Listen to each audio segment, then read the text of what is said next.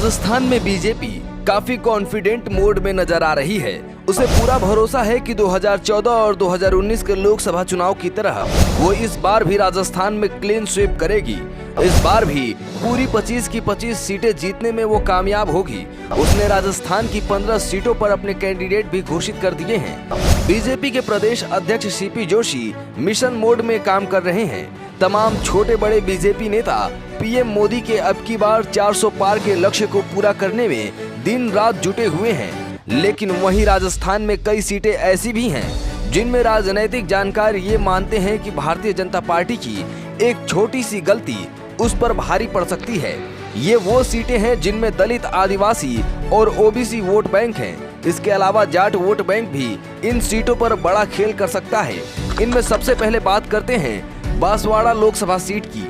ये seat ST के लिए रिजर्व है। यहाँ का मुकाबला इस बार बड़ा रोचक होने वाला है। इस सीट पर बीजेपी ने कुछ दिनों पहले ही कांग्रेस से दल बदल कर आए महेंद्रजीत सिंह मालवीय को टिकट देकर मैदान में उतारा है।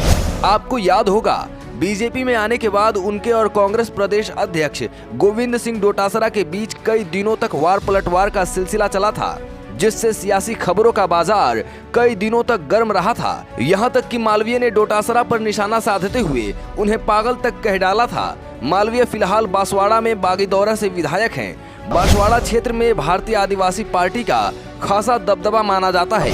आदिवासी बहुल इस क्षेत्र में कांग्रेस भी काफी मजबूत स्थिति में बताई जाती है।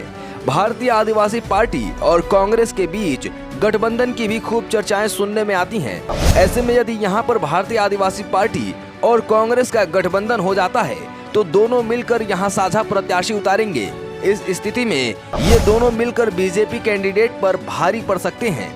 अब बात करते हैं करौली धौलपुर लोकसभा सीट की। ये वो सीट है जिसमें अब तक कांग्रेस या बीजेपी किसी ने भी अपना कैंडिडेट घोषित नहीं किया है। लेकिन यहाँ का जातीय समीकरण कुछ ऐसा है जिसे देखकर इस बात से इनकार नहीं किया जा सकता कि ये सीट भी राजस्थान की सबसे हॉट सीटों में शुमार होगी।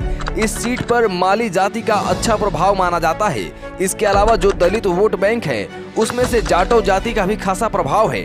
यहाँ पर जाटो मतदाताओं की संख्या 3 लाख के आसपास बताई जाती है। यही इस लोकसभा क्षेत्र में सबसे अधिक हैं। लगभग ये ही निर्धारित करेंगे कि इस क्षेत्र में जीत का ताज किसके सर सजेगा। कुछ दिनों पहले हुए विधानसभा चुनाव में कांग्रेस ने यहाँ की 8 में से 5 विधानसभा सीटों पर जीत का परचम लहराया है। वहीं बीजेपी को महज 2 सीटों से संतोष करना पड़ा है। गौरतलब है कि जब कुछ ही दिन पहले हुए विधानसभा चुनाव में कांग्रेस ने यहाँ की अधिकांश सीटें जीत ली तो लोकसभा चुनाव में भी कांग्रेस यहाँ मजबूत स्थिति में रहेगी। इस बात से गुरेज नहीं किया जा सकता। अब यहाँ जीत का ऊंट किस करवट बैठेगा ये तो 4 जून को ही पता चलेगा। पर ये राजस्थान का वो क्षेत्र है जिसमें बीजेपी को अपना जनाधार मजबूत करने की जरूरत है। तीसरी सीट है नागौर लोकसभा सीट।